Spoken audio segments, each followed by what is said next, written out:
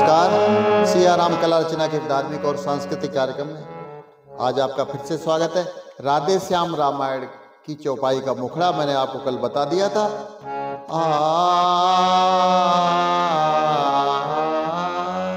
आप 2-3 चौपाइयों के बाद फिर ये मुखड़ा ले सकते हैं। जैसे आप भजन कीर्तन में आप जो अंतरा लेते हैं बस उसी प्रकार से। और इसका जो आसावरी थाट पे 1 2 ये 2 ये 2 ये 1 और ये 2 ये।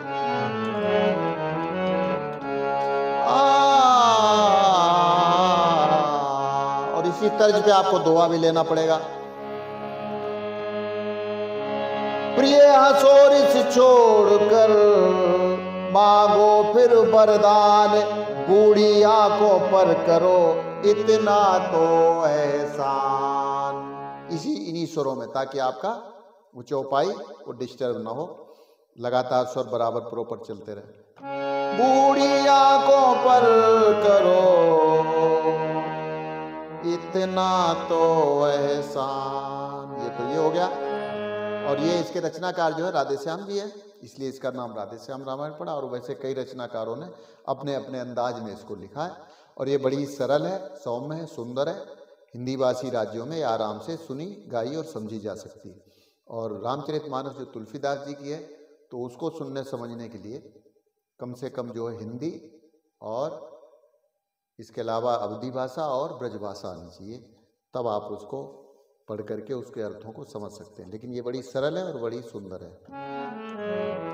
और इसकी चौपाई भी बड़ी आसानी से गाई जा सकती है। प्रिय हसोरिस छोड़कर मांगो फिर वरदान, बूढ़ी आंखों पर करो इतना तो एहसान। रानी कम से कम तो मेरे ऊपर इतना उपकार करो, मेरे ऊपर उपकार करो। आंखों से ओझल रघुबर को करने से मत लाचार करो। आंखों से ओझल रघुबर को मत करने से लाचार करो। दशरथ जी के ये मधुर वचन कैकेयी को नहीं सुहाते हैं। ये महाकोप की ज्वाला में घृत होकर और समाते हैं।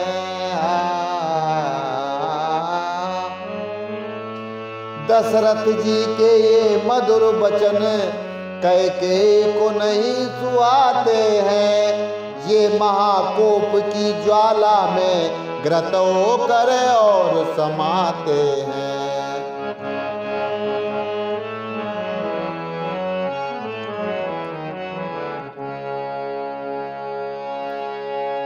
तब कहा कैकेयी ने राजन, मुझको न प्रपंच सुहाता है, मुझको न प्रपंच सुहाता है। सीधा व्यवहार सदा करना केवल मुझसे तो आता है। सीधा व्यवहार सदा करना केवल मुझसे तो आता है। दो तो दो फिर ना करके अपयश का ऐसा काम करो, जग में अपयश का काम करो। मत पड़ो लोभ के बंधन में, मत रघुकुल को बदनाम करो। मत पड़ो लोभ के बंधन में, मत रघुकुल को बदनाम करो। यदि कल प्रातः काल ही बन को ना जाए ना राम, तो मेरा क्षण भर नहीं राजमहल में काम। तो मेरा क्षण भर नहीं राजमहल में काम। निर्भय रानी की बातों से निर्भय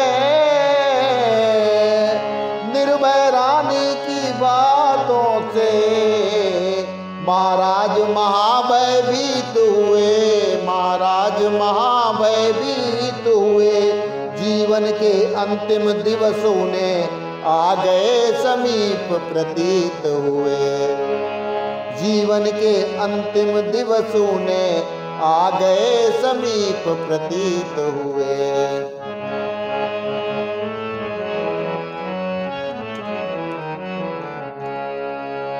बोले कैकेयी को बैठा कर, तुम उज्जल कुल की नारी हो, तुम उज्जल कुल की नारी हो। किस लिए प्रिय यूं तुम बनती, अपने कुल बिटप कुठारी हो। किस लिए प्रिय यूं तुम बनती, अपने कुल बिटप कुठारी हो। अपनी कुल बिटप कुठारी, कितना सुंदर सा साहित्य आप देखें। दशरथ जी कहते हैं अपनी रानी कैकेयी से, किस लिए प्रिय तुम बनती हो, अपनी कुल बिटप कुठारी हो, यानी अपने कुल के वृक्ष की कुलाड़ी, अपनी कुल बिटप कुठारी हो।